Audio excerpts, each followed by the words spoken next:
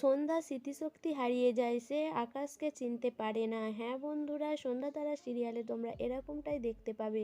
সন্ধ্যা যখন সব কথা জানতে পেরে যায় তখন প্রধানমশাই আর তার রক্ষিতার ছেলে দুজনে মিলে সন্ধ্যাকে মেরে বস্তায় করে বেঁধে নিয়ে ফেলিয়ে দিয়ে আসে। এদিকে আকাশ সন্ধ্যার খোঁজ করতে থাকে।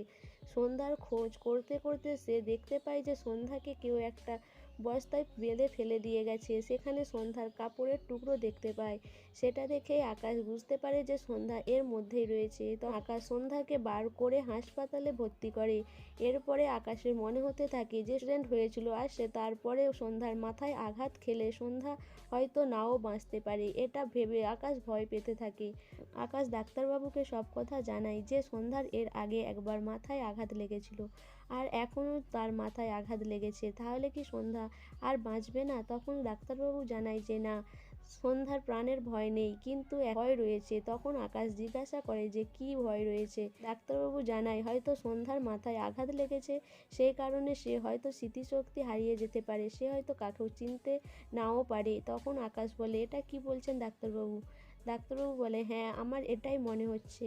তারপরে যখন সন্ধ্যার জ্ঞান ফিরে তখন আকাশ সন্ধ্যার সামনে যায়, সন্ধ্যাকে নাম ধরে ডাকে, কিন্তু সন্ধ্যা বুঝতে পারে না। সে অবাক হয়ে তাকিয়ে থাকে আকাশের দিকে।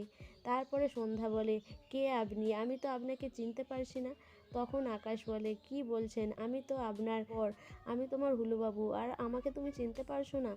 মাঠান আরে সবাই হাসপাতালে চলে আসে এই খবর শুনে, কিন্তু সন্ধ্যা তার মাঠানকেও চিনতে পারে না। মাঠান অনেক করে সন্ধ্যাকে বোঝানোর চেষ্টা করে, কিন্তু সন্ধ্যা বলে না, আমি আপনাদের কাকেও চিনি না। সো বন্ধুরা, সন্ধ্যার এই স্মৃতিশক্তি হারিয়ে যাওয়াটা কি আকাশের ক্ষেত্রে শাপে বর হলো? আর প্রধানমশাইয়ের যে কথাগুলো সন্ধ্যা জানতে পেরেছিল, সন্ধ্যা তো সেগুলো ভুলে গেছে। তাহলে কি সন্ধ্যা তার বোনকে বিপদ থেকে রক্ষা করতে পারবে না? তোমাদের কি মনে হয়?